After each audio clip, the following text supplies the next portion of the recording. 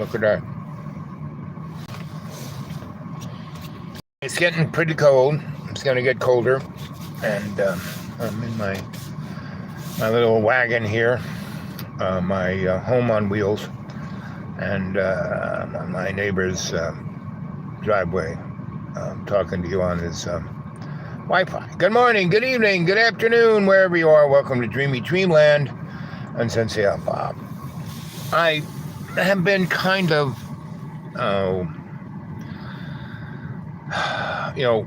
the event, basically, no one even talks about Tennessee, right? Towns like Irwin and Hampton and Elks Mills and Pogey and Trade and a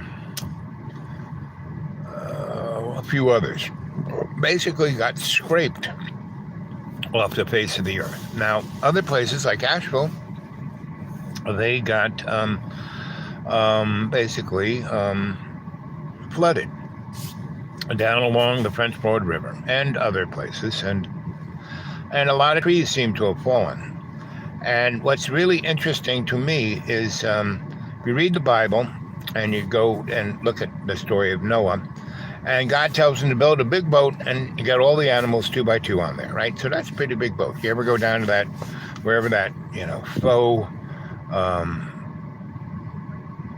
Noah's Ark is, it's not even close to what allegedly was. I mean, to fit every animal in 2 by 2, that's a pretty big boat. All that poop and all that food, and it's a big boat. So it took him some time to build that with his boys, and he did. And then all of a sudden, the flood. Now, it didn't rain. The Bible says it came from the firmament. What is the firmament? It's the earth. And what is that? I mean, people don't realize earth is one big ball of water with, the firmament on it, right? And we kind of just float on it. So if our basic little orbit around the sun changed in any way, we go flying. And it seems that has happened a number of times. And all of the different bodies on the earth that are, considered not just, countries, but, North America, Europe, Asia, big chunks of land have blown all over the place, right? So there are things that, I love how Rumsfeld put it the day before 9/11. There are things we know, and there are things we know we don't know, but then there are things we don't know that we don't know, right? And that's pretty much one of the smartest things that moron had ever said. And he was just trying to cover his butt because he knew, within 24 hours, things would change, right? 9/11, right? The 3 buildings in New York collapse, Building 7 and the 2 towers, the same, right? All of them built to withstand anything to take them down. Why did they come down? Well, there is a great thing you should go look at. It's called Architects and Engineers View on 9/11, or Truth on 9/11, or 9/11 Truth, or whatever it's, but Architects and Engineers Truth on 9/11, whatever, right? And they have some really smart people, and they look at it very, with, instead of subjectively, objectively, right?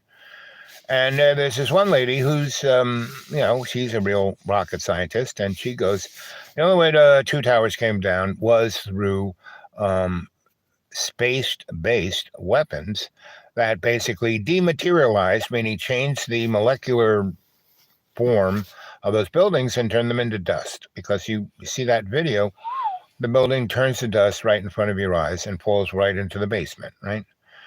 And, then a big plume of dust goes all over Lower Manhattan. It's all basically asbestos, and, a few, 20, 30,000 people die of lung cancer 10, 20 years later. But anyway, all of these things are going on right in front of us, right? And the only way you can truly, because they're all illusion. I keep telling you guys, it's an illusion, right? You aren't your body. The life you're feeling isn't yours. And the best way to kind of get a little sense of this is to breathe in, do the meditative breath. And that is the baseline, because you're consciously breathing, right? And then you let it go. And you let your paranormal, the part of your your body, basically breathe, right? Because if you had to think about your breathing, you wouldn't breathe and you'd keel over. So that's that part of your brain and your nervous system that does all the autonomic, the automatic, it's the co-pilot of your consciousness, right? It's running everything. So you had to think about how to make your enzymes and your hormones do things, it wouldn't work, right? So anyway, do that conscious breath, conscious breath. And then just be aware of your breath. And when you do that, the blinders of the whole everything comes right in front of you, right? Spinoza, I think he was a 13th century Hasidic Jew, very smart guy. He was being, educated on all three books, not just the Torah, the Talmud, and the Kabbalah, all three books. And so he was, heading for, the position, and he was a deep thinker. And so he was, whatever, so he realized that God isn't a personality, right? It isn't some old guy with a white beard up there on a cloud, sitting on a golden toilet, shitting on everyone, saying, you suck, right? Because that's what the Torah says, right? The Torah, when you translate it into Greek, then into English, it basically says, you suck, right? And if you read the Old Testament in King James, pretty much everything in that is you suck, right? And there's nothing you can do. You can follow all God's rules. You can be the best guy, but you still suck, and you're going into the lake of fire. And then Jesus shows up, says, no, that's not really it. God is inside of you, right? Just follow that breath, the prana, that animates this bag of water, right? And I constantly go on about this. I've been doing the show now going on 8 years. Holy moly, who knew? And I'm have almost 2,000 shows. Amazing, right? So go on to my Dreamy Dreamland with Sensie Owl Bob channel and look on the side there. Let's turn that on. Let's make sure. Live chat. Yep. So you guys can say something if you want to. Here it is, noonish, right? Let's see. When it's, 13 degrees outside, the car was nice and toasty just a minute ago, and now it's getting cold again. Okay, let's see what... Job filling in as our engineer these past couple of months during Audrey's absence. Our co-host is Tanya Mosley. I'm Terry Gross. So they evaporate. Hey. Your troubles down, pounding at your heart. What's next? Democracy Now! With Amy, what's her name? For NPR comes from the station. We'll give it a second or two. Oh, there's one. Hey, AI, how you doing? Or is that a human? Nope, no, I guess it's a human because it ran away. No, back again. And so here we are. We're talking about consciousness. We're going to have a little guided meditation. We're going to look at all the things going on around us, right? All the crazy woo, and realize that every 100 years or so, things get rejiggered. Back around... Go look up on the good old Google, what is called the mud flood, right? And the people who are really whack about the flat earth shit, basically they have a point, but they're, again, subjectively taking objective information and causing a duality, which... The powers that be just love dualities because it's a perfect way of getting the human consciousness, which is a seed, Did you ever watch the Star Trek one? Deep Space Nine, right? The space station there, and the guy who's the policeman, he's a changeling, right? And he keeps bumping into his people every now and then because he's right on the edge of it. There's a big, stable wormhole that people can go through to the other dimension, and guys like him come out of it and start communicating. And one thing that he realizes once he goes back home, it's a big sea. There are all these, it's like going to New Jersey and seeing everyone as the Jersey Shore, the water, right? The ocean, right? That's what we are. We are the ocean. We're not the wave. We're the ocean, right? How do you see that? How do you understand that, right? So how do we go from this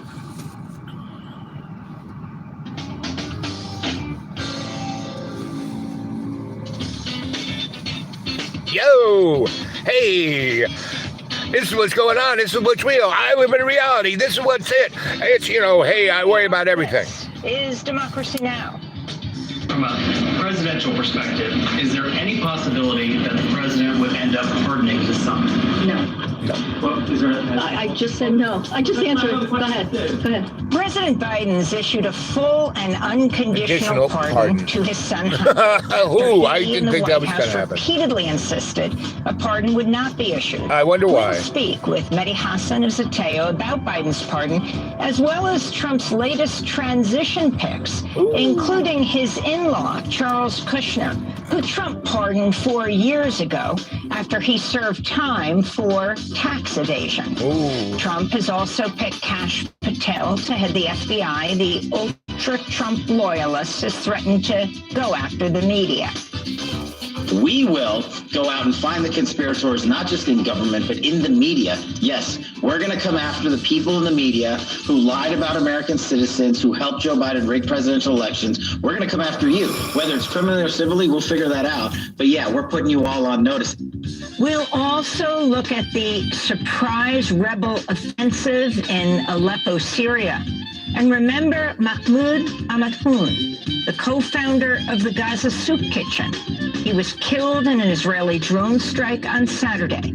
We'll speak to his brother Henny, the director of philanthropy at UNRWA USA. All that and more coming up.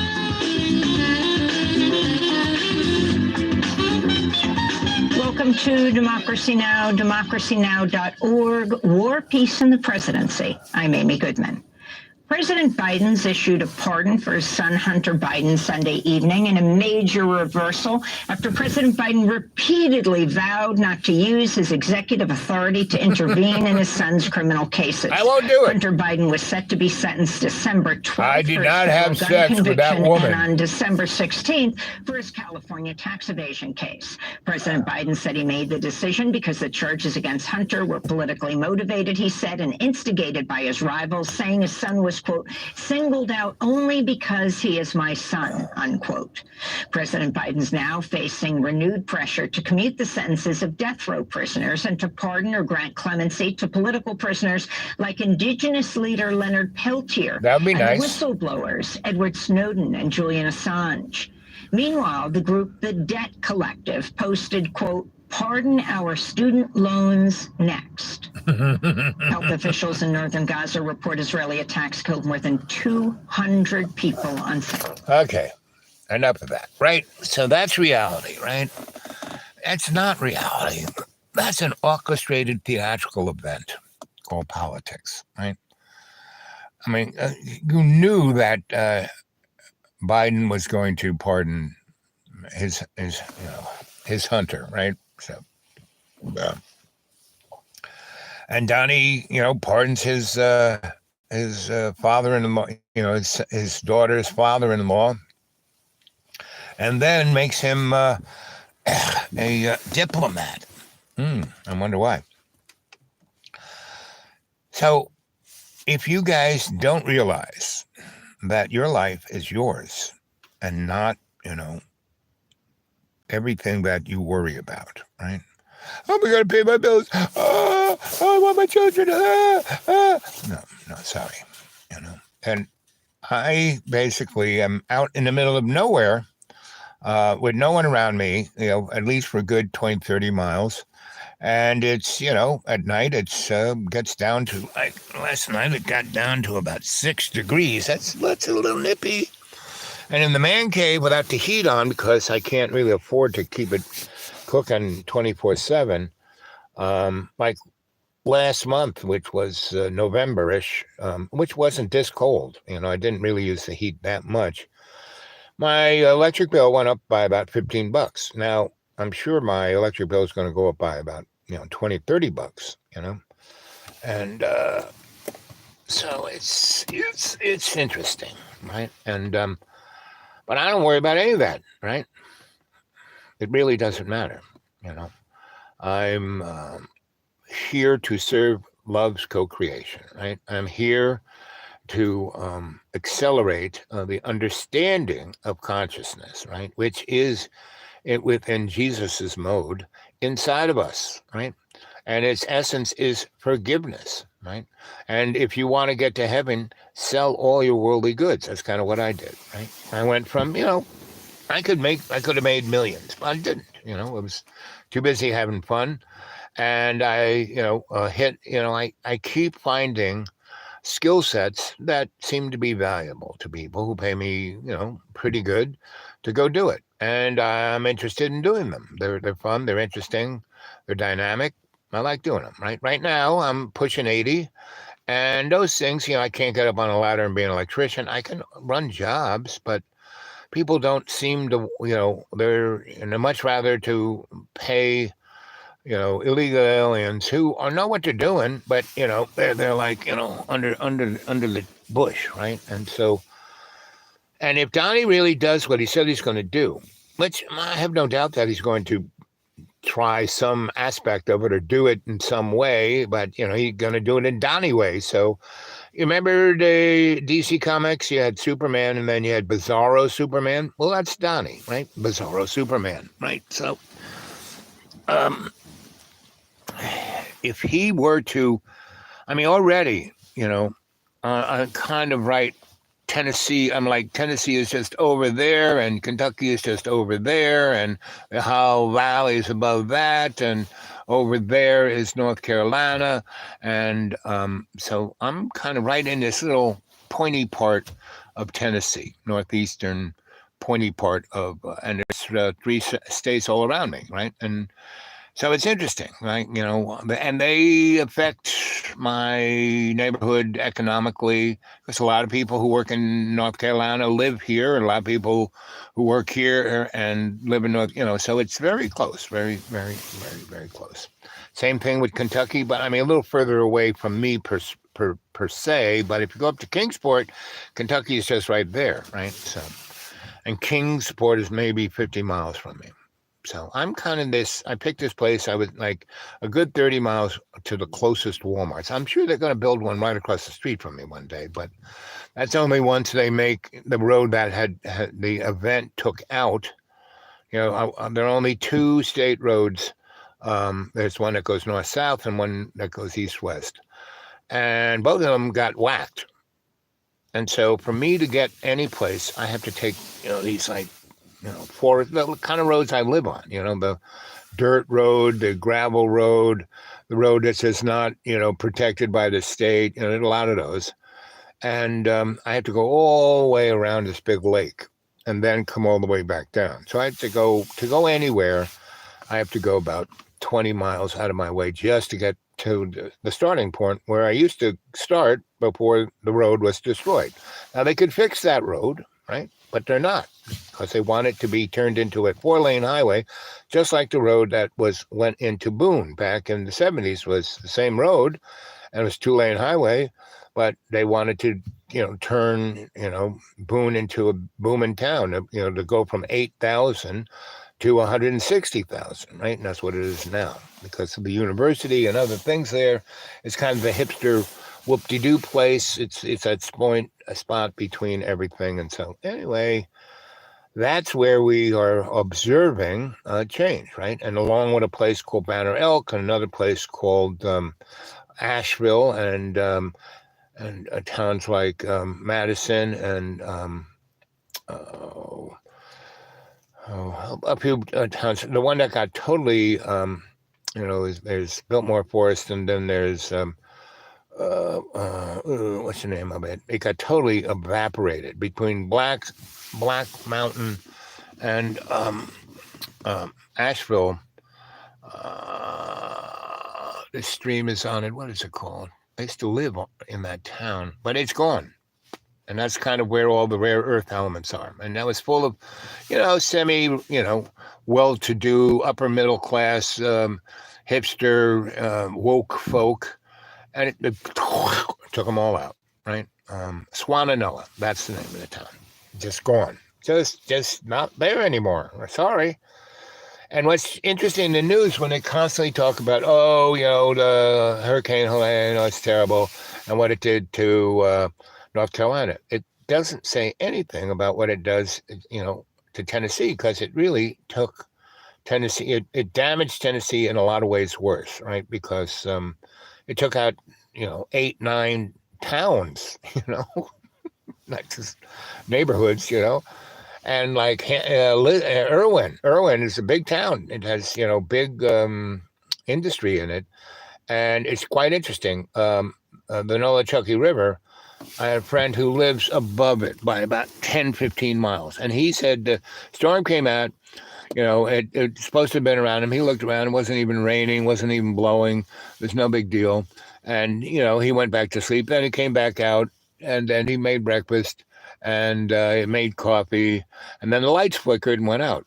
I said, oh, he went out on his deck, and he saw trees shooting like cannons out of the ground, flying all over the place, right? Because he's kind of like me, right in the middle of a forest, right?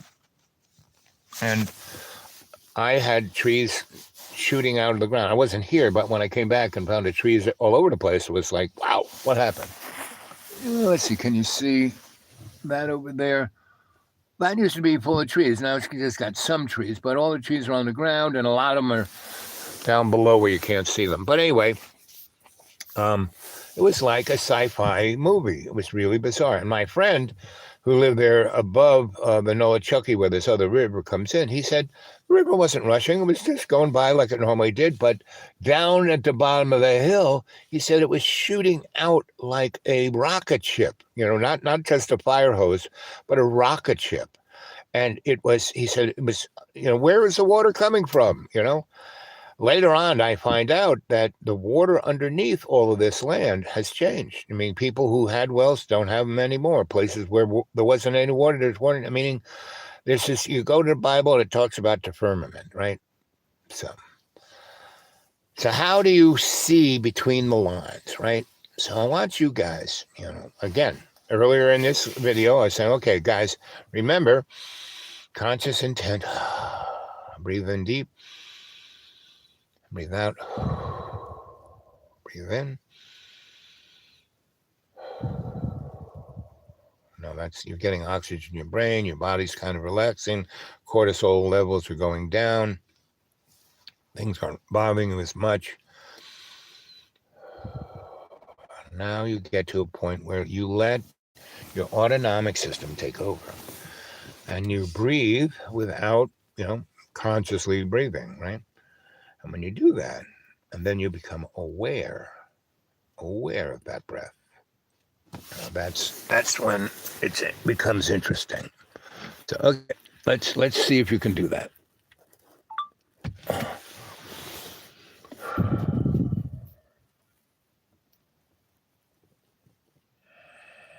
And if your eyes are open, raise your head just above the horizon and stare straight ahead, and what you'll see is on the side, your peripheral vision will start changing. When you make a video on your phone and then you're going to edit it, it shows like almost frame by frame by frame of the video underneath. And when you do this, you see on the sides the potential for the other reality. Just think what would have happened.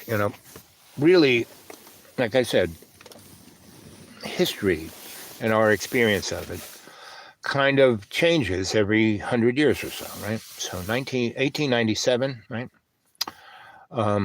Basically, we had the realization by many scientists of all of this stuff that I'm talking about. Schrödinger, Heidinger, Einstein, all started seeing reality isn't what it seems to be, right?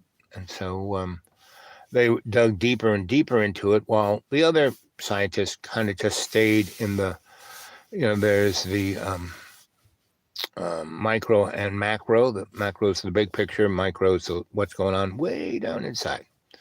Those guys I just named, they were looking at what's way inside. And when you look way inside, you see things are stranger than you ever thought they could be.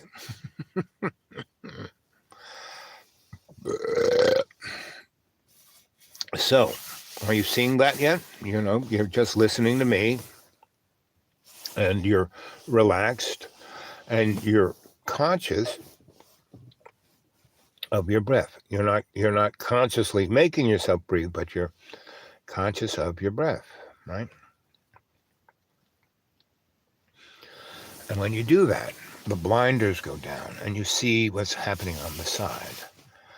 So back in 1890s, all these great scientists kind of started seeing, oh boy, everything is kind of different and strange, and all these different technologies. Look, Edison's playing around with electricity, and he's like back in the caveman age of that. And then this guy, Nikola Tesla, bingo, alternating current, transmit as much current as you want, as far as you want, on wires. And wires are just waveguides. They're not, the wire of the transmission lines aren't carrying the current. Current is around those things. Like I said, it's a waveguide.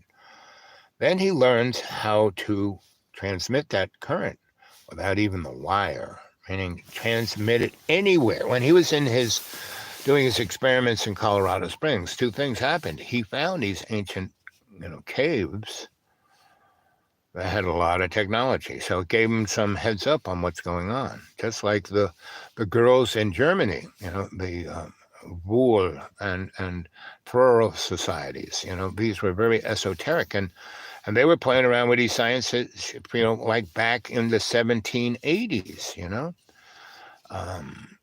back before, just after America had its revolution, a bunch of those guys came and went out west and hung with the Indians, and the Indians showed them, sacred artifacts, which were technology, which gave them a leg up on gravomagnetic propulsion. And there's this thing called the Aero Club, and it was all German guys, Hungarian guys, in America, and between 1840, before the Civil War, right, before even the Indian Wars and the Mexican Wars, where there weren't too many white guys out there, and these guys were wearing Lodenhausen and fooling around with flying machines, right? And the Indians were showing them technology. Oh, I said, there's a picture of that in the cave over here, and so these things are really right in front of us. They are, and you go to the Museum of Modern, not modern, you go to the Museum of Modern Art. There's a lot of things that are in the gestalt of that understanding. You go to the National Historical Museum, you go to Smithsonian, right? And you go and look at the stuff they got, in drawers. Some pretty weird shit there. And I used to work there, right? I was in the Library of Congress. And I used to go over to Smithsonian all the time. My buddy was there who was, archivaling things. And he's, oh, take a look at this. What do you think of this, Al? Right? And that's how I got my being well known for, hey, Al, what do you think of this? Right? So I was like Mikey in that commercial about life, Hey, give a bowl of life to Mikey. See if he likes it, right? So we are at one of these 100-year periods, and you can tell that and every time it's like wacko, weirdo, woo, right? And then we become the new normal now, but we've been having the new normal, first, so we had the new normal with, it kind of happened at the French first World's Fair of all this technology and whoop-de-doo stuff. And then a year or two later, we had one in Chicago, and that's where Edison had his light bulbs, but Tesla, and he had to have generators like every, building, right? So it stank and it smelled and it was noisy, and half the time it exploded and didn't work. Where Tesla had his own little, Westinghouse, they brought current from Niagara Falls, like about 1,800 miles from Chicago, by transmission lines, whoop, 3-phase, and brought it there and lit up all of the Eiffel's site, right? Because he had just done the Eiffel Tower. So he did some pretty interesting buildings, and they lit them up with neon without any wires. That was in Chicago. And they had gravomagnetic things. They showed that you could levitate things by repulsive, magnetic forces, right? I mean, they were showing things that were like, George Jetson, like in the 1890s, right? And then after the Chicago World's Fair, they went to Paris and had one and showed even more wild and crazy stuff. And they had this big conference of guys like Elon Musk and but it was Rockefeller and J.P. Morgan and those guys. And they said, okay, this is great. We'll fund your science as much as you want, but we own it, right? And yes, you can fool around with it and you can make things and you can do stuff, and that's great. But we own it. And that was the difference between governmental investment, which the people own, and private property, and they learned how to have, the federal government pay for this research, but still they owned it. And that's where we are now. We're in an oligarchy, right? And that's what it is, oligarchy, right? And so that's why we have guys like Elon Musk. He's our oligarch, right? Guys like Jeff Bezos, oligarch, Mr. Micropenis Billy Boy, oligarch, faceless moron, oligarch, And they have no one to tell them what to do. There's no controls, no guardrails, no nothing. And they're zooming us towards, wanting to put our intellect, not just our intellect, but our consciousness on a silicon chip. I would say don't do that. That's an awful small cell block, right? And you have died so many times, you don't have to be scared of death or even disease. Look at me. I got everything wrong with me. You'd think I would get some of the, well, I did get some of the good things out of my parents. I got my mom's good looks and my dad's kind of over the horizon attitude, and my mom's wanting to have a good time, and my dad wanted kind of the luxuries of the material world as a reference to what people thought of him. I don't give a frack about what people think about me, right? But I do like a good meal. I do like that nice hotel room. I do like being in a limousine driven by a chauffeur. I do like all of those things. And I had that a good deal of my life, right?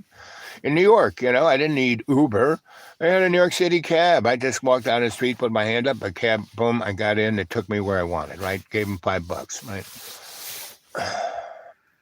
So that's the interesting thing. We are heading to this new digital world where there's a really good radio show. You should, WETS, right? That's WETSU, University of Eastern Tennessee State University, right? Their radio station, 98.5 on the FM dial. And they have it on the internet too, their digital radio station, right? So, and they got a lot of different ones. They got their main one that they really have great programming. And on Thursdays, around 9 p.m., I think it is, they have a show called alternativeradio.org, right? So you can go to alternativeradio.org and you can get a lot of stuff out of them. But if you go to the radio show, ETSU, WETS, you go to their website, .org, you see their shows, you can listen to their shows, right? And alternative radio, they can only stay in existence if you give them money. So they don't charge you much. There are a lot of things that are free there. Anyway, they have some really good, and what David Bonsanyan, he's out of Colorado, I think.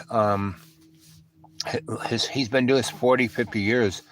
He has the most interesting people that he interviews, but he when he does this, he basically gets these people to come to colleges, right? And the college pays the way for the guy and does a big lecture to the college. And David basically orchestrates it and records it and then puts it on his radio show. And he has this big library of these radio shows. And there is a girl, a woman, about probably a little young, just a little younger than me, but around my zone. She's probably in her 70s, and so am I, but I'm pushing 80, so I'm saying I'm closer to that. So, but she is, what's her?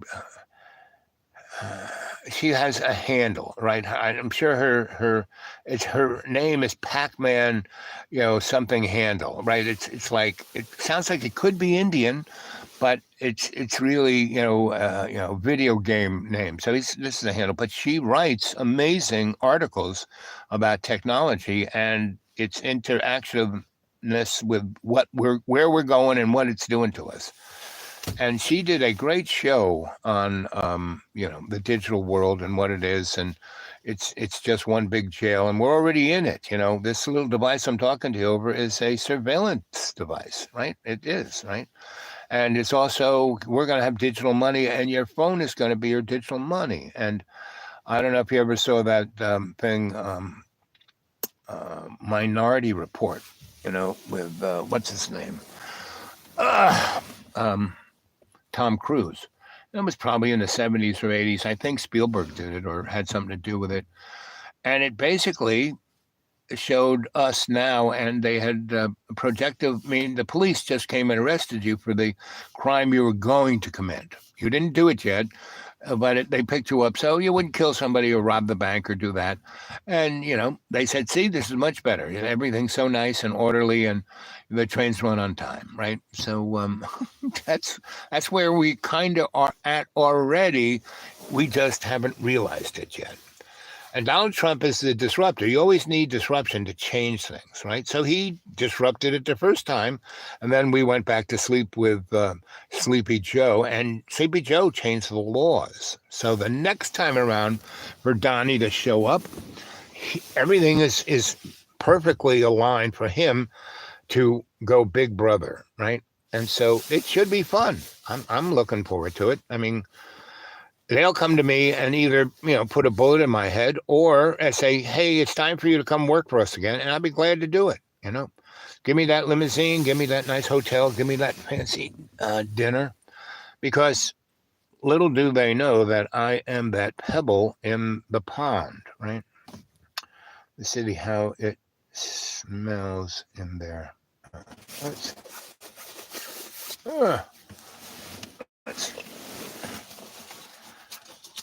How's it smell there? Well, here, so I'm out in the middle of the woods. The air around here is quite fresh and nice, but, it's over the plain. Like, we had some snow this morning, so I woke up at I don't know, 6. That's when I usually wake up. I took care of my bodily movements, and it's really cold. So I turned on one of my heaters and went back underneath the covers and had a couple interesting dreams. And so I woke up, and the reflection of the light through the kind of plastic I have over the windows, so that's like an element of insulation. I kind of went outside. I put my little slippers on and my little warm coat and went out there. And it was snowing, but what it was really doing, there were like these little styrofoam balls that were bouncing off the floor. And so it was like, what's your birthday? That's preparatory information, darling. And so all I can tell you is I'm an Aquarian, right? So, and I don't even normally tell people that. I'll let you guess.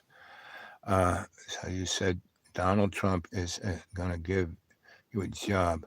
And yeah, give me a job in a limo, Don. Yep. No, Donnie Donnie ain't going to give anybody squat.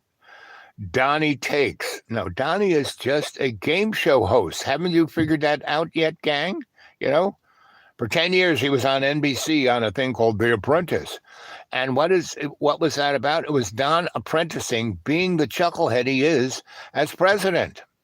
That's what that show was about. No one if you weren't in New York City and see Donnie doing inappropriate things on page 6 on the the Post, no one had an idea who Donald Trump was. They didn't know who he was, but they put him on NBC, owned by General Electric, world's largest military industrial contractor.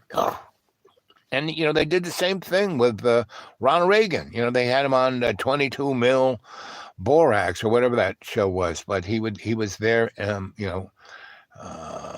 presenter, right? And, it was, when TV was kind of theater, right?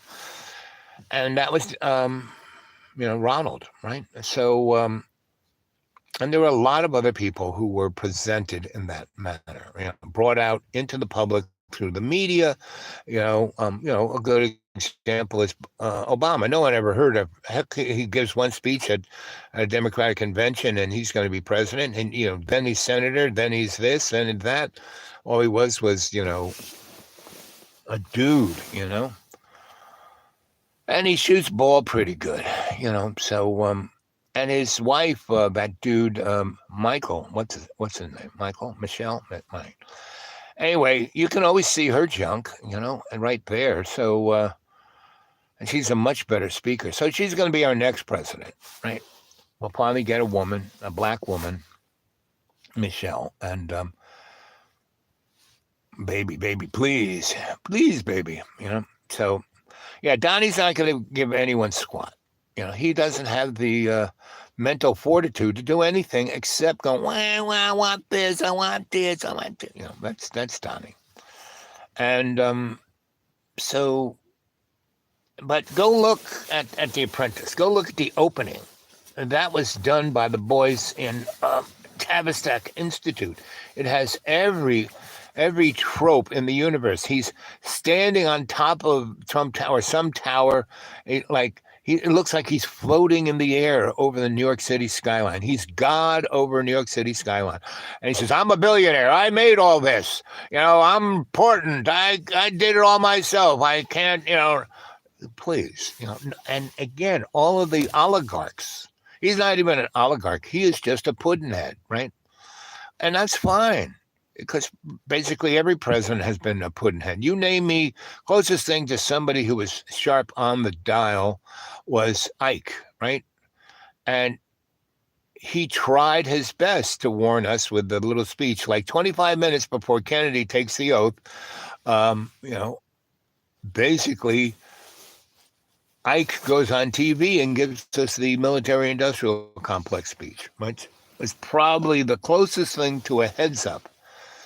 And the world, it was 25 minutes. So all the TV stations were getting ready. They were showing the people walking and dressing and looking good and it was cold and blah, blah, blah. And then cuts, and President Eisenhower has a little something to say to you before he leaves office and goes straight to that speech. It was like, he didn't do it at 8 p.m. He didn't do it. He did it when everyone was getting ready to see Kennedy be inaugurated, and bingo, Ike gives a speech 25 minutes before it, right? Then he, puts on a tux and walks out the door and stands next to Kennedy and pats him on the back, saying, good luck, buddy. And Kennedy, he did his best, but see, he was already out the door, meaning he was kind of like me in that he was worse than me. He had been smushed during World War II by a Japanese destroyer. I mean, he was in his little speedboat heading over to an island to go get laid by some nurses, and bango, he gets, he was running without lights. The Jap was running without lights.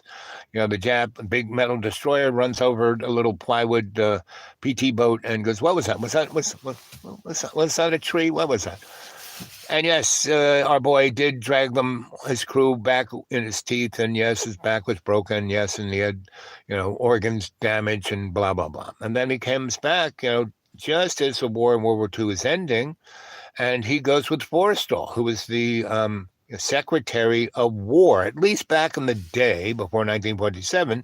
They were at least a little bit truthful. It was the Secretary of War. That's what we had, Secretary of War. We understood, since, Christopher Columbus showed up. This was all going to be about war, killing, right? So we were the Secretary of War. 47, we switched to, the Secretary of Defense, the Pentagon, the Devil's House, it was the House of War. And now it's the House of Defense, right? Defense Department. And 47 is kind of one of those markers because everything changed. We went to the National Security Act. No longer the Constitution. We had the National Security Act that trumped everything. And basically, we had this thing called COG, continuation of government. And everyone started building underground cities, right? And so Kennedy comes back. His dad says, your brother died, and so you're next in line to be president and from this family. So you got to get some tooling. So, yeah, you got you served, you were wounded. That's good. You got all these medals. That's great. So Farsaw's a good buddy of mine. He's Secretary of War. We have just won in Germany, and we're going to see what we won, right? So he takes a little tour with Forstall, and he meets all of the German hierarchy, not Adolf, not the boys in the Nuremberg trials, but all the people, all the generals, all the scientists like Werner von Braun, and about 70,000 well-placed Nazis came into America and then went other places, Canada, Australia, other places, right? But out of Europe, out of mind's eye, right? And down into South America, the boys from Brazil, right? So, and Argentina is where all the nuclear scientists, who already, how does the Nazis kill 60 million Russians in less than 2 years? With guns? Were they shooting at them? With tanks, artillery? I don't think so. They had nuclear weapons, right? And right there, when that was happening, and we had our little atomic project, and Manhattan Project wasn't just about the atomic bomb. It was about everything that Nikola Tesla was doing. Nikola Tesla and Albert Einstein. And both those guys were right near. Tesla lived in New York City, right? In the New Yorker Hotel. And Albert Einstein lived, in New Jersey, right? And they were using Long Island as a science project. Preston Nichols, go read his book, Montauk Project, right? And I knew those boys really well through the U.S. Psychotronic Society, right? And that was a cover for DARPA. And people like me would stumble into it and, you're a smart young lad. Don't you want to play with this?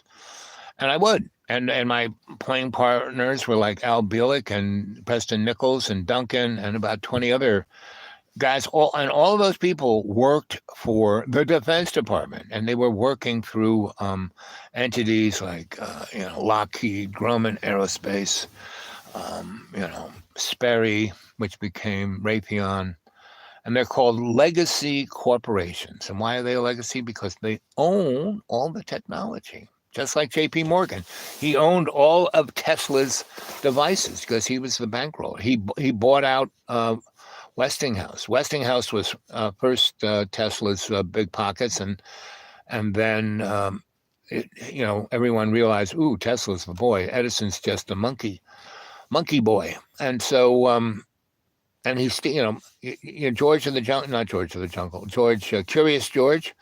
Curious George was actually George Herbert Walker, but he was a child of a Russian spy. But the other George was Albert Edison, right? Not Alba, not Albert, Alvin Edison, right? And so that was, let's see. So you said, come on, more. What's your birthday, right? So I'm close to Capricorn, right? I have a lot of Capricorn in me. I'm Capricorn, Aquarian, a little bit of Virgo, and a nice moon in Cancer. So I'm a lovey-dovey boy, right? So that's my psychic self. Anyway, so in 1947, everything changed, right? And so that there's a great photo of in Malta where FDR is there, and he's got this cape over him, and on one side is Joe Stalin, and on the other side is Winston Churchill, and they just sliced up the world. And basically, England owns it, America rules it, and Russia is the loyal opposition, right? We always need an enemy, and Russia's it. No matter where they are, what they're in. I mean, they're no longer communists. I mean, we're more communists than they are, and still they are, the dark force. Not really. And the only reason why Putin went into Ukraine is because he received the script, and so did the TV comic. The president, Zelensky, he's a TV comic. He is a shorter version of Donald Trump, right? But see, Donald's not even funny.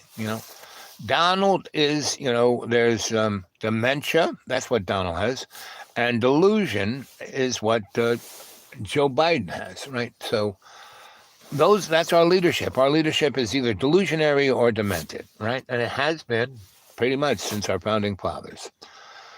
So you should be kind of experiencing a prolonged deja vu right now. Since I've been talking in this shamanic kind of way, right? I had you do that little exercise of breathing and then noticing your, autonomic breath, and then seeing the goldish tinge of love's co-creation, that is the prana, life force of all things. And that's what we are. That's the ocean that we are. Everything is nature and God are one thing, right? And that nice Hasidic Jew boy back in the 13th century started the Enlightenment with that kind of idea. It got him kicked out of Hasidim land, which is, Hasidim is it's like being a Borg, and if you get kicked out, you can get pretty disoriented. But this guy just, doubled down on going deeper and deeper into what reality was. And reality, he realized, wasn't real, right? Anyway, so come on, guys, let's have some more interesting insights. So I told you that what my astrological makeup is: Aquarian, Capricorn, Virgo, and Cancer. So that should be, if you're a good, I'm not even a good astrologer, but if somebody told me those things, I could tell you what sign you were, where you were located on the astral plane there. But can you do that? Sakar 53, right? Again, anyone wants to get a hold of me, mano y mano, get a hold of me at the doodleawake42@gmail, doodleawake42@gmail. It's I don't think it's blue skies. See, can you see the blue skies? Blue skies. I don't see any clouds, so I don't think it's going to snow anytime soon. So here we are, 53 minutes and 38 seconds. I hope you're enjoying the show. Come on, guys. Let's have some more interaction. I disagree. Donald no, I'm saying he is hilarious, right? I just love the guy, right? He's so much better than but he's in his own private Idaho. But so are we all, unless we kind of twig to the fact that where we got these blinkers on. And once you can consciously feel your autonomic breath, and that's when the blinker goes away, and you see all of the stuff over here. What is that, right? What is that, right? And what's right in front of you is just what's right in front of you, the script, right? When you look kind of over your peripheral vision, but you have to kind of be looking straight ahead to see the peripheral vision, right? So Donald doesn't do anything. He just distracts. He is the comedian. He's on stage, and he's going to continue to stay on stage and distract while, the Heritage Foundation and its minions are, pulling out the wires and plugging in new things, right? And so nothing's going to really change. We're still going to be an oligarchy. We're still going to be in a fascist state. We're still going to be in never-ending wars unless we as individuals start to realize who and what we are as the ocean, right? Because once you go there, once you breathe that peripheral vision, once you understand that you can see anything. So like right now, if you wanted to have a different reality, right? So Kennedy goes and is with Forrestal. He sees all these Nazis. They show him flying saucers, time machines, you name it. And then Forrestal says, oh, Kennedy, by the way, we've been doing the same thing with these guys all during World War II out there in Brookhaven National Laboratory. Say what? Oh, yeah, we got a tunnel under the Atlantic that connects the two, right? Say what? Well, because, aliens, you are an alien, and they have been, controlling our existence by putting these like blinders on us, and we don't really see who and what we really are. Say what? Right? And Kennedy's kept say what? And Forrestal kept telling them the 411, right? Because it's pretty much we looked in the magic mirror, and you're going to be president at some time, right? Say what? So that's what happened in 1947, and everything kind of we got all these Nazis in our government. Everything kind of changed. We had a new enemy. It was called communism. Joe Stalin, blah, blah, blah, and anybody who see, nobody reads a book. If you were to read and understand what Das Kapital, so there is, the two boys who were in a German jail, Engels and Marx were in the jail, and they were just, low rent grifters. And so who sees them? Mr. Rothschild. He goes and talks to them and gets, pays their way out of jail, brings them to England, and puts them in a nice big house in a place on the planet called, the City of London or the City of England, whatever. It's the banking capital of the planet, right? And he puts them in a nice big house and says, I want you to, been reading your stuff, keep going.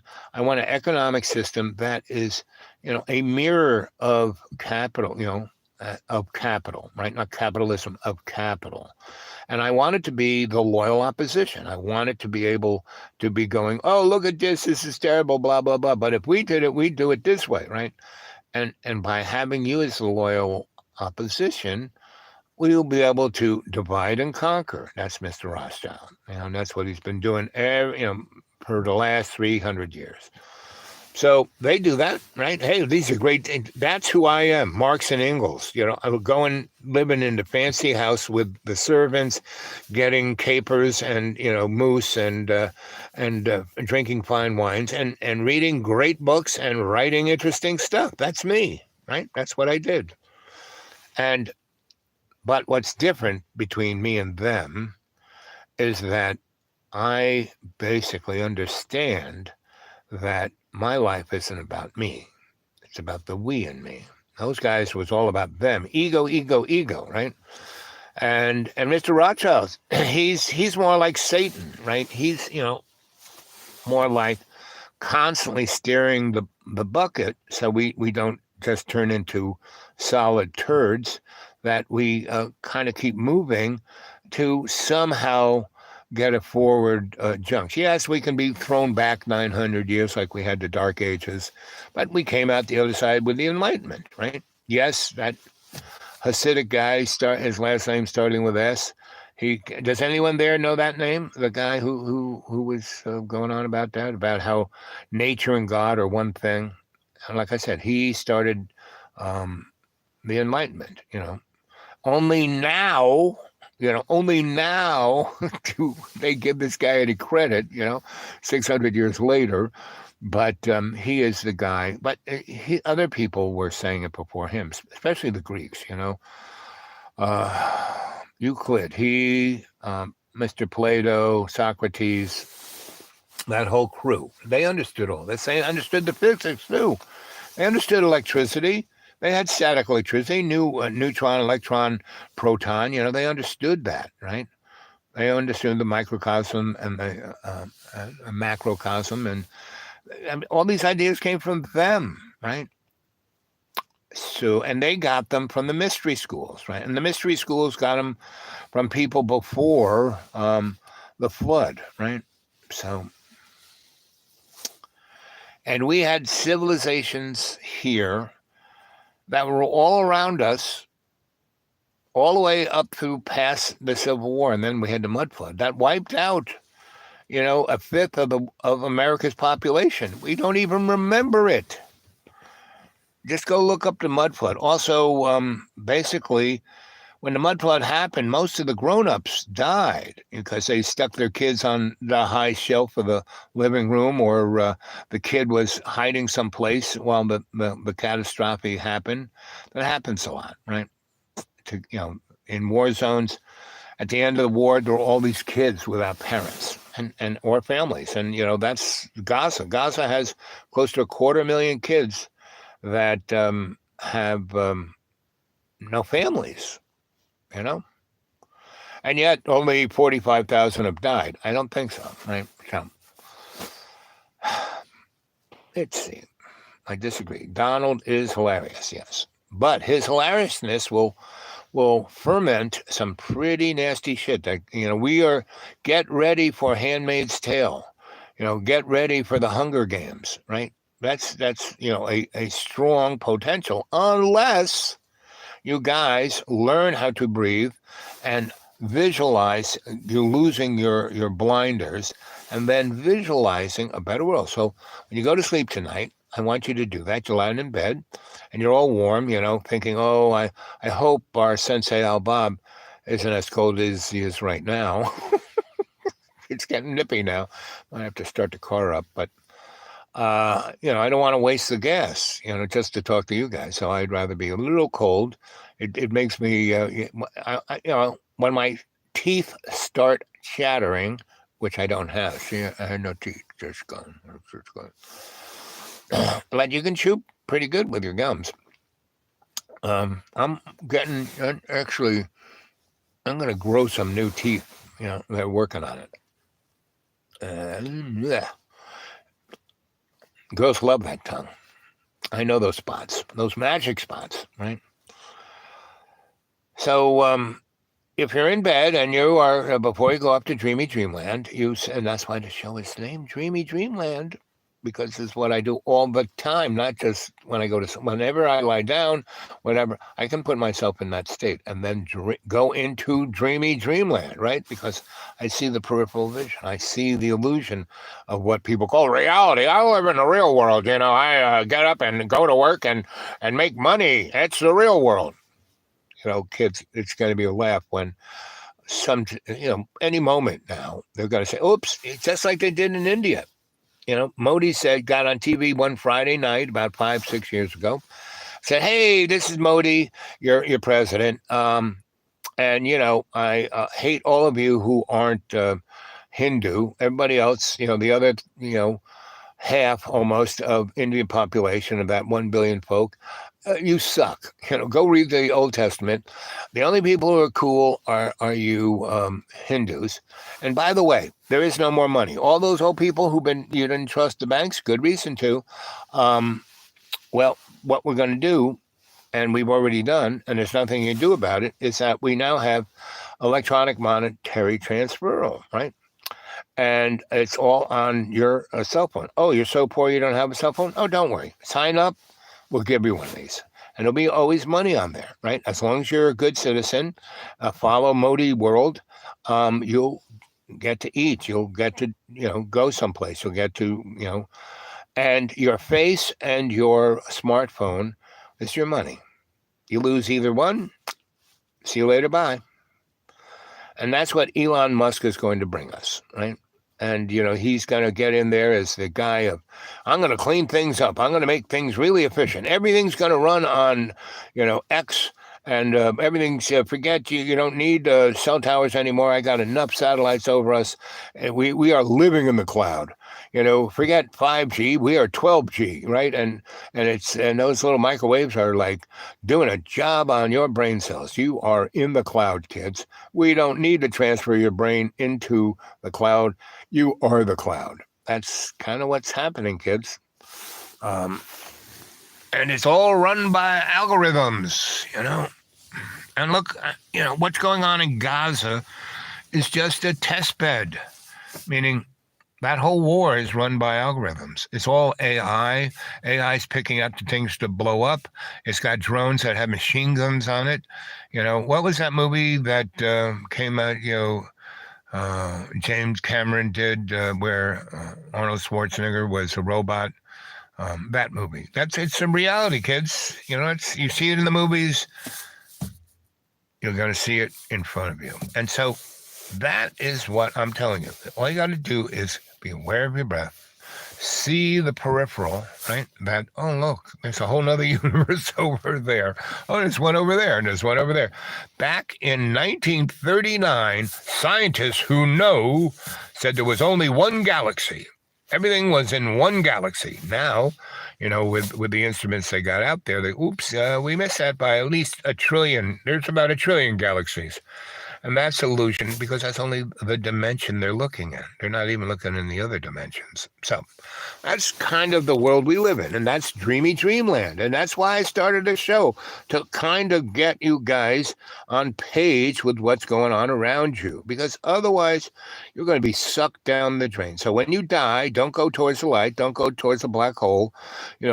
Be there consciously hearing your breath.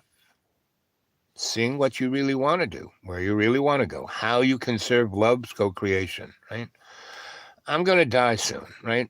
I'm not, I'm not going, taking, my life isn't a big box of pills. I take a few here and there, some supplements, whatever. But the real deal is when God wants me, I'm by his side, right? I run my life. I have no idea what's going on. God has always got my back. That's it. That's all I have to know. What more do I need to know? Nothing more. Do I need to listen to Amy go on about who's dying in Gaza? No. The people who suffer are the ones who live, right? Because they allow themselves to be manipulated by their blinders, right? So when you're going to sleep, you become aware of your breath. Not your conscious breath, but your autonomic breath. And you see it where it takes you, right? And all those things, it's like if you fart inside a car and no one else is around to hear it, did it really even happen? Excellent. You're getting there. Far point. You're now there's a boy who's getting the point, Nothing is quite real. And, when I fart in bed, I kind of go, ooh, it like warms I don't have heat. So, the fart does a pretty good job. And I haven't taken a shower. When's the last shower I took? Before the event, maybe 4 months ago was the last shower. And I don't smell. I had I have nothing. When we were cavemen, we didn't have showers, right? When it was warm, I would spritz a little water on me, not a problem. I kind of clean my hands with a little spritz of a little hand sanitizer, isopropyl alcohol, tea tree oil, and a few other things, and that does a nice job on my skin, right? Makes it smooth. Look at that. Look, do I look almost 80? No, right? Do I look fat? No, Johnny, I look so fat. I look like Owl Bob, period. That's it. That's me. This is what this, sack of water is, Owl Bob, right? I'm Owl Bobness, here to serve as a doula to love's co-creation. Not some old man, right? Did you answer for select the server's back end? Of course. I didn't break any rules. what I did was once I got my draft card, I was in high school, got my draft card in high school, registered. I mean, I was going to, they did it all it was like automatic. So I got that card, and I basically, once I got out of high school, I had a deferment to go to college, right? So I went to college, and my headmaster hated my guts. So I got into a lot of schools, and I didn't even apply, and I got into a lot of schools. And because he just threw the acceptance letter in the thing, they went on to the next guy. So Marion Tulin, who was in Lincoln, one of the directors of Lincoln Center, she knew me out of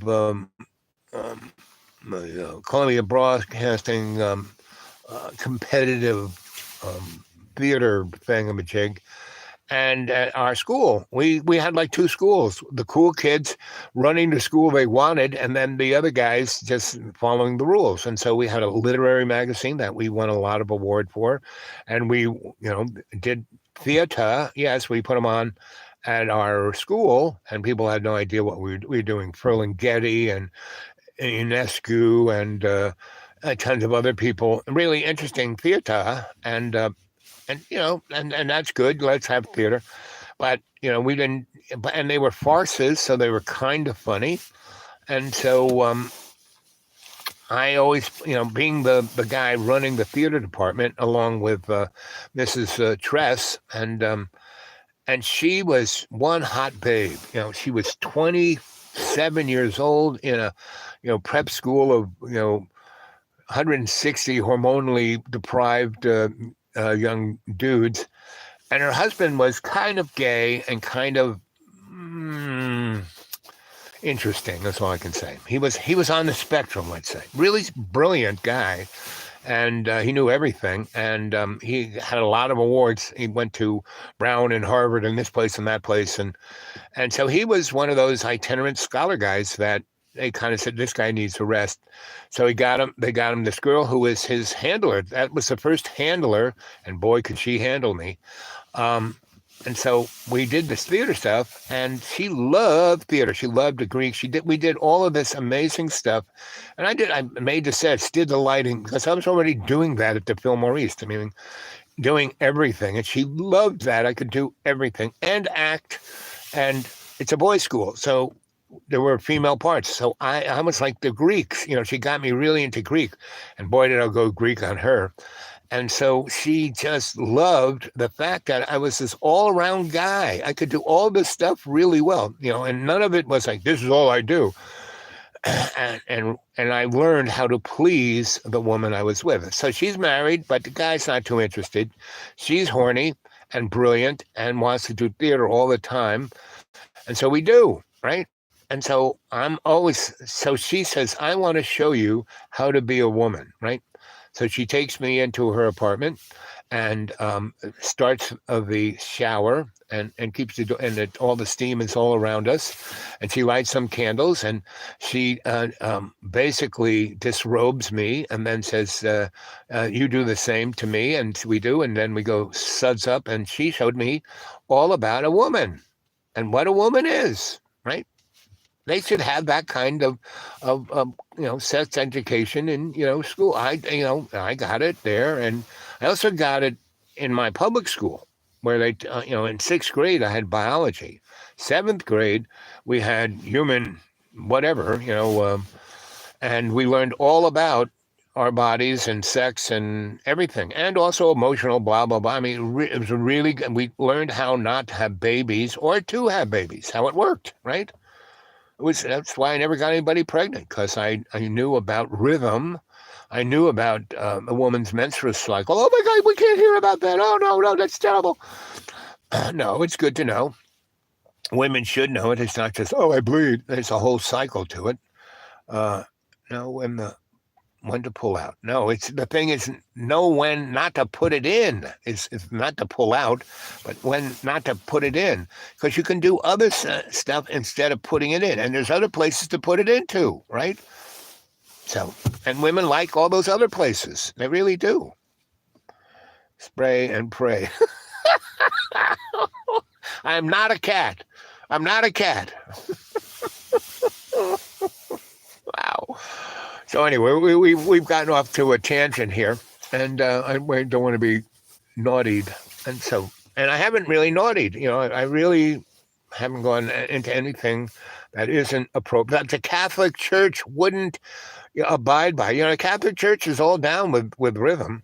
How do you go? Number 2, living in a car.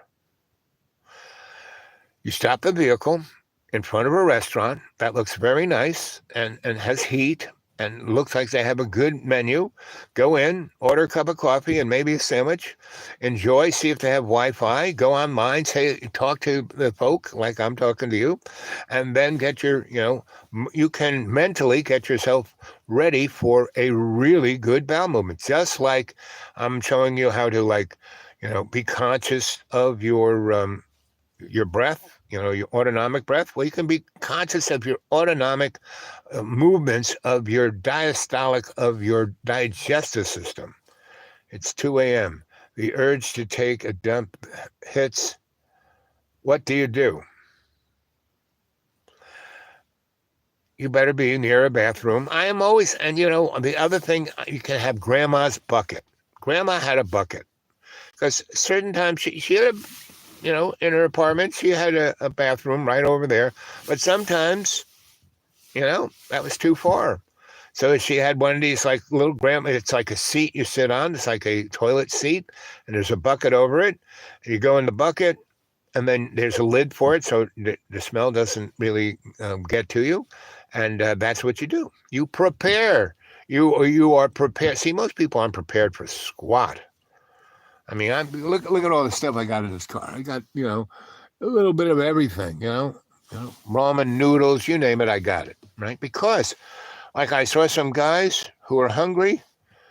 I had 4, cartons of Roman noodles. Each carton had 42 packets of Roman noodles, ramen. And so I just kind of said, "Here, boys," and it was, "You're giving that to us?" I said, "Yeah, you're hungry, right? Go to a place, get a cup of hot water, and put this in there." Do you think sirens might step in? Who's responsible for the drones over HQ? I think, what is that? HQ. IANGLEY. Angley? Langley. Okay, thank you. Well, the things looking over Langley are the Langley boys. That's like their perimeter. Yes, I got it. Just had to say Langley. But you put an I there, so it was I thought it was someplace in Scotland or something,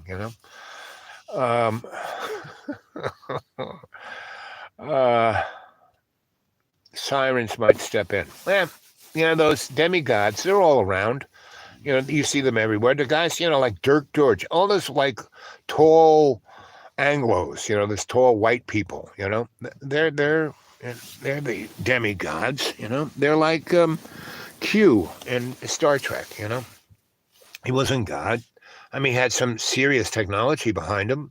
So he's like, one man's religion is another man's technology, So, I mean, just think what would happen to you if you brought a Bic lighter back, to, 60 AD,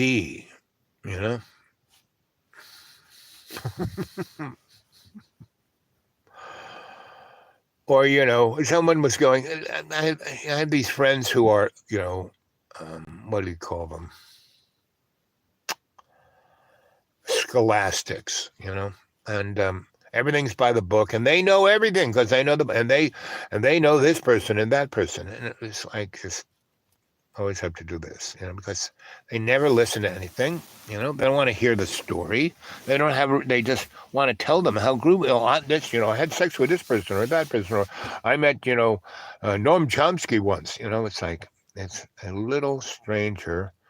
The drones are clearly drones, but the bases can't touch them. Okay. See, always when you ask a question, you gotta be. So those drones are very similar to what during World War II the U.S. Air Force and the English Air Force saw as what they called Foo Fighters, right? So a lot of people think, well, that was the Nazis, their flying saucer technology. That was, well, they didn't do anything. They just observed, And one thing they did have an effect on the aircraft was their magnetos, meaning if the aircraft got too close to one of these Foo Fighters or veered, and went across the path of one of the Foo Fighters, it would affect the engine's magneto, the thing that makes the spark to make the internal combustion engine of an aircraft go. And the engine would sputter and the radios wouldn't work, meaning there is a magnetic field around those things, right? But they didn't really interfere with the war or shoot things down or any of that. And there were a lot of them. They were observing. So I would say what you're talking about is very similar to what that was, meaning, so those were apparatus technology of what was in the Bible called the Watchers, right? And so there is constantly, it's pretty obviously that human race is some kind of either TV show or some form of entertainment or some science fair, where someone's experiment, one or the other, right? And we have because that's the world we live in, is the science fair. We aren't the science fair. And pretty much the science fair is, okay, this consciousness it's just like Roddenberry's first episode of Next Generation, right? Was thing at Firepoint. And that's where they meet Q, and that's where Q throws them 100 years before they should have been thrown in front of the Borg. Just to, oh, you humans, you think you're so hot. Well, try this on for size. Bing! And he just snaps his fingers, and the, Enterprise has been shot like within a second, 100 million light years, 100 million light years from home, right? That's what that song's about, meeting the Borg. Remember that song in the 60s? Purple Haze, I think it was. Anyway, so we're so very lonely when we're 2 million light years from, and that's the consciousness. And so that was the creature of light that was captured by those people who were on the edge of the new perimeter of our galaxy. And they were say, hey, you guys are cool. Why don't you join the Federation, right? You build shit really good. Look, you built this gigantic skyscraper for us. It's perfect. It does everything. And the building would do anything the person wanted to make. It was like a puppy, wanted to make them happy, right? So, boy, that's great engineering, man. I just think of something, and there's a chair, and it's comfy, and it's kissing my ass, and I got to take a crap. Oh, now they're sucking the crap out of me. Oh, that's pretty amazing.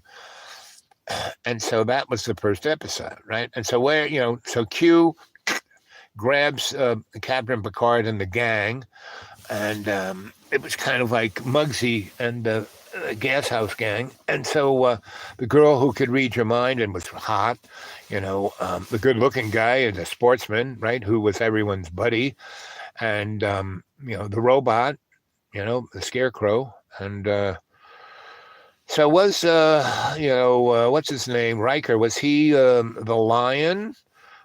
He wasn't the Tin Man. The Tin Man was Data was the Tin Man and the Scarecrow, right? And anyway, so that's, everything is always divisible by the Wizard of Oz, right? Our economic system, follow the yellow brick road, follow the yellow brick road. Those are bars of gold in Mr. Rothschild's piggy bank. And Mr. Rothschild, when they finally meet Oz, he's behind a curtain with valves and knife switches, controlling everything, like Mr. Rothschild in a nice 3-piece Brooks Brothers suit, Mr. Rothschild. Let's see. I was crying over the ending of. Oh yeah. episode of Star Trek Next Generation. Oh, yep. So I can even read suffixes like that. Anyway, I won't go there. But so that's the first one. And the other really great part of that is when Q puts the human race on trial, right? And they show what, Earth was like after the, war, the great wars of 2020 and 2030. And I mean, that's when they mentioned that. And the Great War, and the Great Nuclear War of 2030 that almost wiped everybody out, blah, blah, blah, blah, blah. That, and they had the guy, Q is in a French judge's robe, an English judge's robe, and a Greek judge's robe. It's like pretty amazing. And the cops are these midgets with machine guns genetically engineered into their hand. Yeah, and that's where we're going next, and that's being brought to us by the muscleheads of the poster boys, micro penis, Billy Boy, and ego, what's his name, Elon Musk, Ego Musk, and faceless Book Boy, and amazingly, not so amazingly, Meskrat. Yep, exactly. So we can have that, or we can look past it into our higher consciousness. It's just right there, just take those little blinders off and see what is really there, right? Right? And that's why this show is called Dreamy Dreamland. This is a dream that you can dream yourself. You can be there just by being aware of your breath. It's no big deal. Breathing in that prana, energizing every cell of your body, seeing in the imaginary mirror, walking through it into your library or Akashic records, right? And go look up everything, all your past lives. What's the future? What's the past, Because you can only do that when you serve love's co-creation, period. That's it. That's the only thing you can do, right? I mean,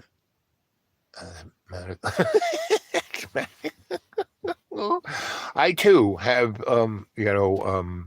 challenged lungs, but you must hear it in my voice. My larynx was crushed by a Nazi nun, right? The horrid milkmaid of Auschwitz. I mean, she would milk men's nipples until they gave lactate, right? I always had this theory that we could end war by giving men the right hormones so they'd have breasts that they could feed their babies, and not just the mothers. That if the mother and father fed the baby, A, they could both get sleep. B, they could both have that connection to the child. C, the father wouldn't send the boy off to war to die because he would, I'm not letting this kid go,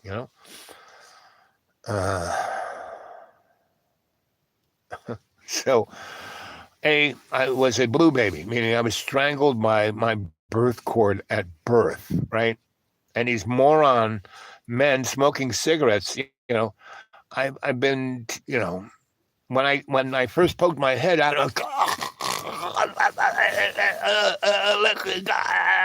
then they're trying to pull me out with salad tongs. This guy dropped, cigarette ashes in my mouth. And then this doctor, this female doctor, Dr. Black, who was a woman about 5'4", she walked in and she was inventing the new medical science of birthing children that were basically a child was born, he was coming out a month or two before a preemie. They would just suck it out and throw it in a garbage can, right? That happened to that was my mom's favorite form of birth control, right? And so I basically stuck in the oven long enough where they couldn't do that. And so, I'm being choked to death. And so she comes in, sees these two morons in the birth room, right, the operating room, and they got the white coat on, but they don't have a mask, they don't have gloves, they're smoking cigarettes, right, while they're waiting for my mother. And my mom's smoking a cigarette too, right? It's like, and so she basically kicks this doctor in the leg, and so he crumples, right? And she tells the orderly, take him out. And then she threatens the other guy, and he runs out. And then she goes over to my mom, takes a cigarette out of her hand, and puts it out, and sticks a mask over her face, and giving her nitrous oxide to mellow her out. And so she just starts gigging. Nitrous oxide, what is that? Highly, it's 2 things of oxygen, nitrogen, 2 of oxygen, N2O, right? And so that nitrogen kind of infuses the oxygen into the cell and energizes it. So she pushes me back into the womb and, puts the gloves on and kind of turns me around inside the womb and takes the umbilical off my neck and leaves my mom on nitrous oxide for about an hour, and then puts her hands back into the womb and just takes me out, right? She put me back in the bake oven, and then I needed a little more cooking, and took me out, and yes, my esophagus, my airway was damaged by these morons, but she took care of me. She put me in an incubator. First, she invented the modern incubator, right? She took care, she put me on a drip, right? A little infant drip, right? And my mother wasn't going to, milk me, and so she got another mother who had a baby that was lactating and stuck me on that lady, right, for the first hours of my life, right? And my grandma came in, they bonded, they became team grandma and Dr. Black, and they took care of me for those first 10 years, every time I died. And, and they would intercede when the modern medical modality tried to murder me, right? So I can empathize, because not only did I get choked at birth and my esophagus, I was murdered by a Nazi Catholic Operation Paperclip sociopath, because they didn't just bring in scientists, and they hid them in the Catholic Church. Why do you think the Catholic Church is so rampant with bad behavior by priests? I wonder why. Jesus never told them to do that, though there are some stories. So anyway, after Last Supper, and he went to the park to pray and took a couple of the boys with him. And when the Romans came and Judas kissed him on the cheek, there was a naked boy there, and I wonder what that's all about. But we got other fish to fry, and they took Jesus away, right? It's right there in the scriptures, right there in King James, right there. I think it's Mark or one of those chuckleheads have it. And so why is the New Testament written by Paul and the boys 300 years later? Let's see.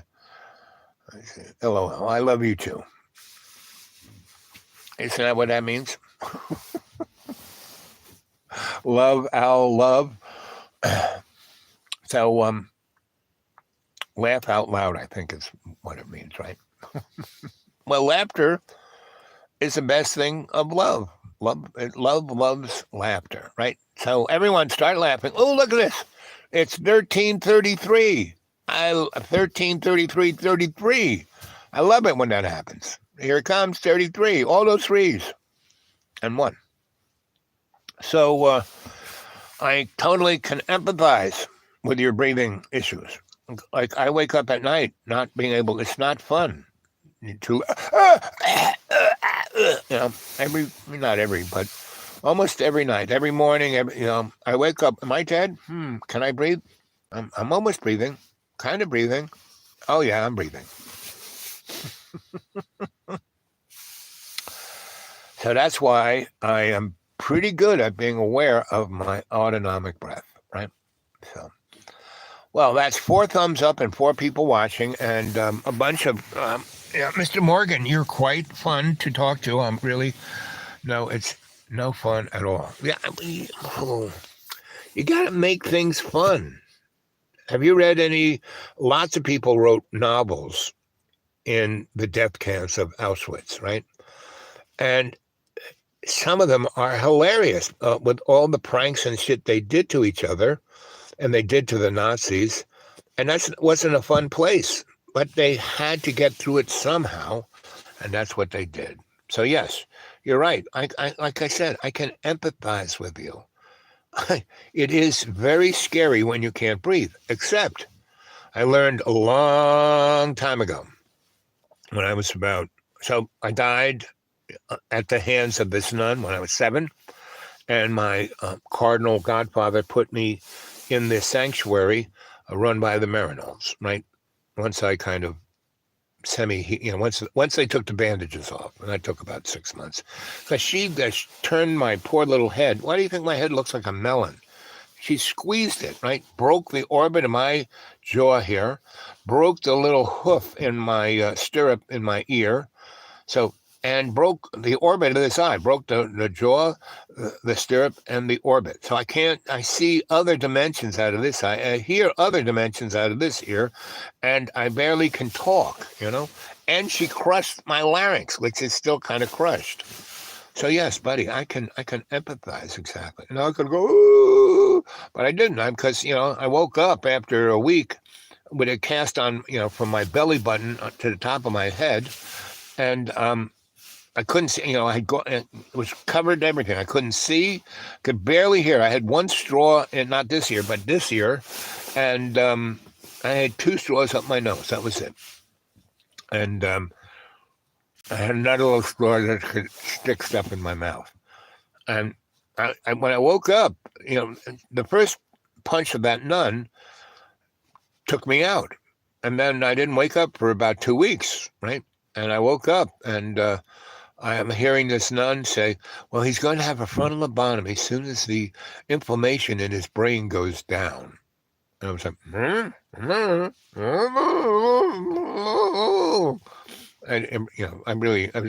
I was doing that in my head, right? So, Morgan, I can relate, Yep, using humor. Yep, that's what it is. So, and I got, at 7, I knew what a frontal lobotomy was because my mom had the bottle in front of her. Oh yeah, nuns. I've heard stories from holy angels. Yep, exactly. Scary dudes, because it's a whole nother story. The school here. Yep.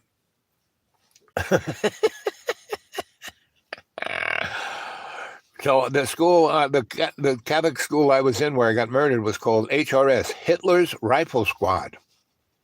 No kidding. The Holy Redeemer School. And Catholicism is based on a misnomer of duality, of like, you suck, and there's nothing you can do about it. You just suck. You can be the best. You can be a saint on earth. You still suck. You're going to hell. It's only us here with the robes and the incense that can give you the holy cupcake. And we want to hear all of your sins. Confession is good for our masturbation, I remember this one, he would only listen to girls and little boys. Have you ever masturbated? How many times have you masturbated?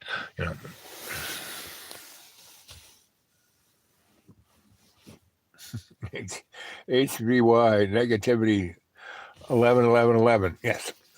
So early on, I said no, and I was taught by all these grand masters that were Marino nuns and sisters, and they wore city clothes. They didn't wear the uniform, right? And they loved having fun, and we'd have 3 great meals when we could talk, right? Then we would just go and pray, and this big, beautiful castle with a big, beautiful, property around it and gardens, and you just went out there and prayed and meditated, and and then at 10, because we got up at with the sun, we would go and into the chapel, and they had singing bowls. and they would hit a certain frequency, and we would, oh, sing in harmony with the singing bowl. And that's why they call them singing bowls, right? So we did that, and then we would go do chores. These guys were all like PhDs and had degrees like you couldn't believe, but they would, go take care of the animals, milk the cows, mow the lawn, fix the window. They didn't have a staff, really. They did everything themselves. And we had a great time. And after we did the meditation, we would go and we all had tasks that we knew how to do, and we would do those. And then there were other tasks that were joint tasks that other people who knew how to do them better but needed people to help them, you would go. And that's where we would like, crack jokes and have a good time doing, almost singing slave songs, huh, la, la, la, la, huh, So these were the greatest people. So I met these people at 7. So they rejiggered my worldview 100%. And before that, I didn't live with my psychotic family. My grandma brought me up. I grew up in Harlem, the east side, every European white person, middle, every black person, west side, every what we called Caribbean, meaning Hispanic folk. And everyone we were all a salad bowl. We weren't some Velveeta can of cheese. We were all these separate cultures on top of each other and made each other better. And we all did that, right? And the folks who had a bad attitude normally didn't stick around. Meaning, where did Bob go? Oh, we don't know. Had no policemen. They just had grandmas, right? So I've been blessed my whole life because I've had these unbelievable traumas that I've experienced. And yet I had on the other side of the bookcase these great people to take care of me and say, see, this is just something you can learn from. It's not something you will manifest as your foundation of who and what you are. No, this is just something you experienced. Step back, look at it, see the things you can learn from it. Oh, I won't do that. Oh, look, that's why that happened. See what caused, okay. Oh, that guy. I'm not talking to that guy. Know what I mean? So negativity gets you nowhere. As my mom would say, you can catch more flies with honey than you can with vinegar. I mean, she had all these kind of, 19th century statements. So let's see. I think it's getting to the point where I have to start to heat. No? Okay. Okay, enough of that. So it's almost 2 hours. 7 guys are here now. It's been, we got 4 thumbs up. Let's have some more. Tell more people about this show. Let's get some more folk watching. This is as good as anything else on YouTube. And how to do brain surgery to yourself, all by yourself. First, you stick this sharp pointed thing up your nose. Ah! Then you stick another one into your right here, just above your eye. Ah! No, I mean, no, it's, yeah. And that's most of the other, things on YouTube. Stuff like that. Now, they have momentary interest. I kind of, as a person who looks at what's going on in the illusionary world, so I can then give you a perspective of what it is. I watch a bit of that. Like, listening to public radio, listening to Democracy Now! And, Amy's heart is in the right place, and she has interesting people, but it's the same. Troll and blah, blah, blah. Death, destruction, blah, blah, blah. Terrifying this, blah, blah, blah. Plastic up your nose, blah, blah, blah. You're going to be dead soon, blah, blah, blah. No, it's the blah, blah, blah. I'm kind of a dragonfly lately. Oh, that's good. Dragonflies are great. I love dragonflies. So I live in the bog, and so certain parts of the year, dragonflies do show up, right? Kind of June to September. Me too. Oh, you're living in a bog too. And so, living in a bog is not great for my lungs or yours. So that's one reason I'm sure we both have, because it's just so, it's like living in London all the time, kind of, without all the people. So it is what it is. And so get some more thumbs up, kids. I used to beg for money, but I don't worry about that anymore. I never leave this place really that much. Let's see, Stitch Tabor here is actually situated in a scenic downtown, the swamp. Yes, okay. Tabor here is actually situated in a scenic downtown. I love scenic downtowns. I love I love living in England. I loved living in England because there were all these little towns, Hampshire, Snoopershire, and they had a couple thousand people in them and a nice main drag and 3 or 4 nice little stores you could buy whatever you wanted, and a couple of nice little pubs, a couple of places that actually had some food that was pretty good. And then you could just hike all over into lovely land, right? I loved England for that, right? I used to live in Woking, England, right? Which was a town, just a little town, a little bigger than most. It was like a county seat, so that it had a railroad station. It had a couple of factories. It had, because it had a couple of factories, it had a union club or community center or whatever they called it. But they had, on Fridays and Saturdays, they had music the kids would dance to. And, Sundays, they had a nice meal, and then they had ballroom dancing, and they had something always going on there. Somebody giving a lecture or any of the above. So that was, it was nice. But now I went back to Woking. Last time I went to Europe was in 2005, and we kind of, these people hired me because I've lived in Europe a lot, and I've lived in lots of places for a good deal of time. I mean, I lived in Dublin for 6 months. I lived in Ireland 3 or 4 times, 4 or 5 months at a time. And I lived in Sweden, Portugal, and which was right on the main line between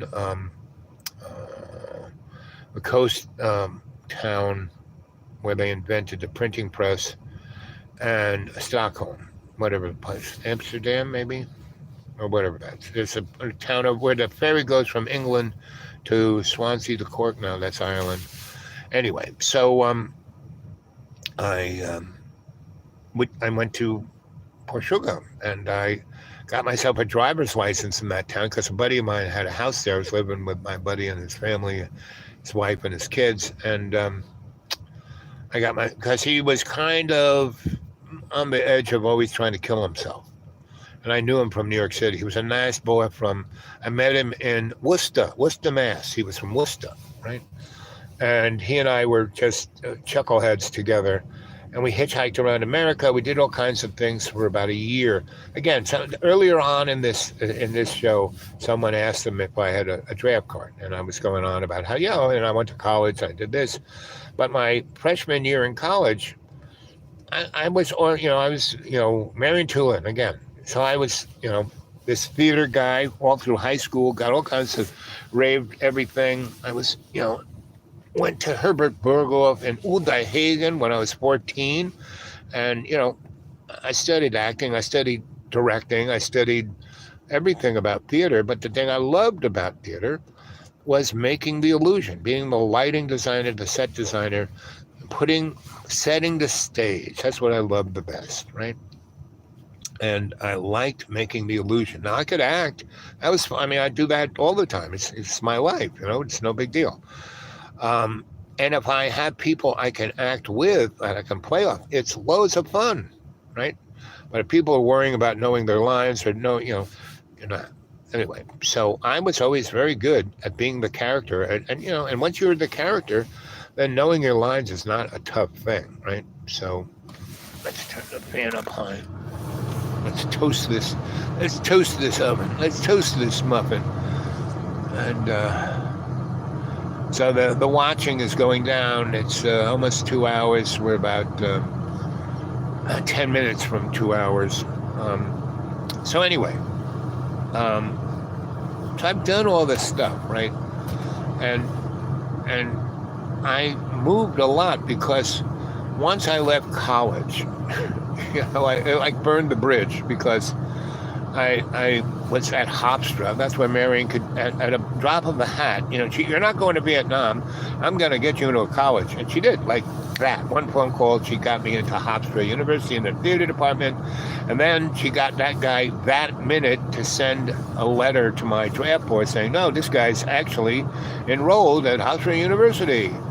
You know, so I got my deferment, right? So I was there for 2.1.0 semesters, meaning the first freshman year I was there, but I was half the time I was never there because I was there and I knew I was already doing this. I studied with Herbert Berghoff, Uta Hagen, Carl Orff taught me how to dance, you know. I was Lester Polakhov's best boy, so these guys who couldn't even make it, you know, in a community theater were teaching at this school, and because I said, hey, teach, you know, I have to, you know, I got a gig in New York, so I'll be in New York for this week, but I'll do all the assignments, you know, I'll write a paper, I'll take pictures of what I'm doing, that's exactly what's in the textbook, and I'll show that I'm doing exactly what's in, you know, I'll take the test, you know, I'd be top of the, I would never be there, and if I was, I said, you know, when we were at Lincoln Center, or, you know, at Carnegie Hall, when, you know, and I'm like, you know, 19, and they're like pushing 40 and never done it, but teach, you know, it's like, they're not even tenured, and they're, you know, this is a pretty expensive school, and they're only getting, you know, $17 a week. You know, these guys were not happy with me. So I wasn't, you know, but it was an interesting school. I had a lot of fun there when I was there. And I had one girlfriend who was like, ooh, Elaine, ooh, baby. She was brilliant, gorgeous. But her foible was she was a Catholic girl. So she was, you know, Catholic girls are easy, right? The Romans, you go, oh, those Christians, they're so nice. What's nice in Latin means easy to fuck. So, and you know what fuck stands for? Fornicate under church and king, right? So, anyway, Elaine, we were buds, you know. She was beautiful and great actress, and she loved makeup and costumes. Like, I like lighting and sets. She loved makeup and costumes. So she would make me, as with a beard, look like a woman, and she would make herself look like a guy. She'd put a dark beard on herself, and we go through the costume thing. She worked at Brooks Van Horn, which is a big costume place, and the one thing we used to love to do was to, I would dress as an airline stewardess, and she would dress as an airline captain. And there were, at Pan Am, you know, they would fly into Kennedy and helicopter to the top of the Pan Am building, come down, and there was this bar there in Pan Am, and underneath Pan Am, you know, the Pan Am building was Pennsylvania Railroad Station, and there were some really historically great bars in that place, and this right. So we would go in there, and I'd have a beard like I've always had a beard, and she'd make me look like the best woman, but with a beard, and she would look like a guy, right? And so I would go into the girls' room, and so we were doing together. We were doing the transgender thing as two is one, you know. You know, as the good book says, when two come together in my name, there I am. And so we basically were the most fun ever couple. We just laughed and giggled, but she was kind of manic depressive, as is most Roman Catholic Irish girls. And so, and the Italian Roman Catholics just, whatever. And so she had these dreams, and what she would always do was mix herself up with an older man and get herself knocked up. And by the third abortion, I said, Elaine, that's it. One or two things we're going to do. You're either going to come, I'm quitting school, The next semester is forget. The only reason I stayed here the second semester was you. And if you keep doing this to yourself, I can't stand to watch it. I'm not going to stick around and hold your hand while you do this and then go do it again and then do it again. Why don't we both leave school, right? And you can always come back to this. Your mother is the head secretary of the whole freaking school, and, Marion Tulin loves you. So you could come back to this anytime you wanted, but and so I took, I went to the bursar, when you're supposed to sign up for the next semester, and I said, listen, has my parents paid for, oh yes, there's $1,500 in your account. And this is 1969. That's a lot of money, $1,500. And I said, great. If I don't want to go, I'm bailing on this semester, I'm going to come back next one. Well, you can keep that in your account and then just come back. I said, can I get get that money in Benjamins? And the lady said, sure. She filled out this form, signed this, I filled it out. She goes, oh, go over the bursar. I went over there, $1,500. So I never talked to my parents for another 5 years. They were pretty pissed at that one. And I just hit the streets, and I took Elaine with me. Went to New York. We went and hung with a lot of my friends, and that was fun. And I said, okay, it's going to be cold, and we don't want to just stay on people's, couches. Let's go down to the Keys.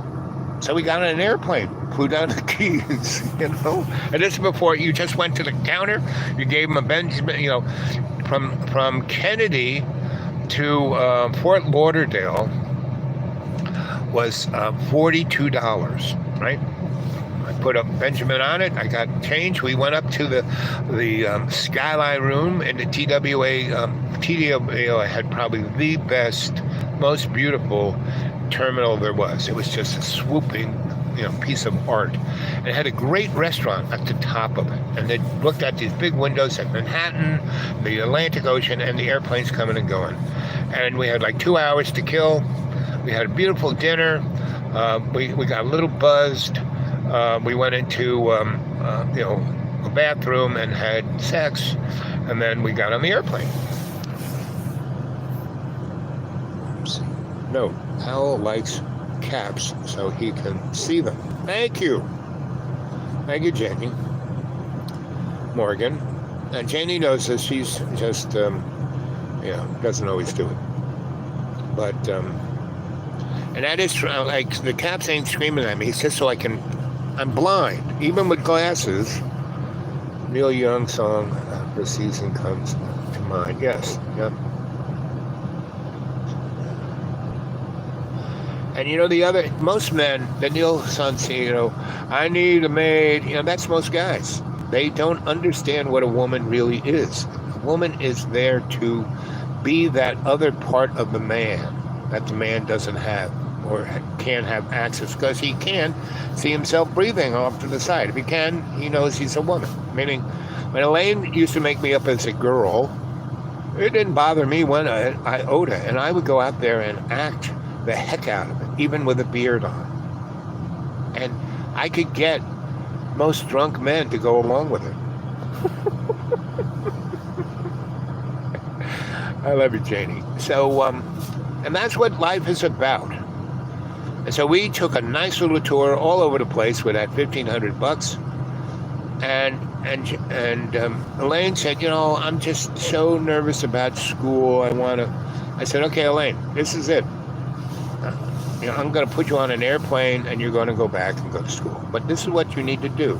Before I let you go, I want you to figure out what you want about your life so you stop getting knocked up by, jerk off older men, right? And you have to swear off, jerk off older men, period. No more jerk over. Go out with younger guys, younger than you. Go out with girls. Go out with girls dressed like me with a beard, and she did. And what she realized, she had a great thing for theater, but her real great thing for theater was the word. And what she was really good at was the spoken word. And not only English, but any other language. So she went back, changed her thing from theater, which was a jack-off department. I mean, Marion's not that wasn't a jack-off department, but theater, you should be doing theater like I was. That's how you really learn theater. And that's what Juilliard's all about. That's why it's in Lincoln Center. Anyway, so she became a linguist, right? And she was really amazing looking, and because we always got dressed up as airline stewards and pilot, she had a thing so she went and worked for a KLM, and became a manager and flew all over the world.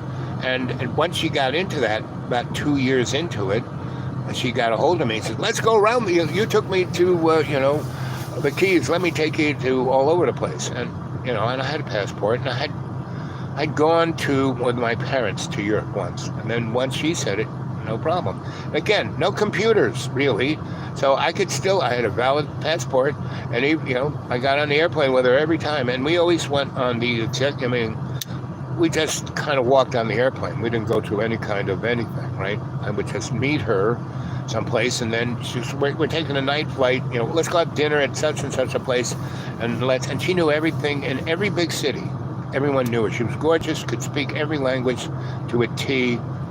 And then she went into diplomacy, right? And I have no idea where she is now, but that was Elaine. And so that's 2 hours and 49 seconds. So once we hit 1 minute, I'm going to skip because I have things to do before it gets darker. Okay? I love you guys. I'll try and do one tomorrow. Probably, 10:30 a.m. Eastern Standard Time, sometime between 10:30 a.m. and 11:30 a.m., somewhere around there. Okay? I love you guys. See you later. Hope you enjoyed the stories. And remember, be conscious of your autonomic breath and take the blinders off.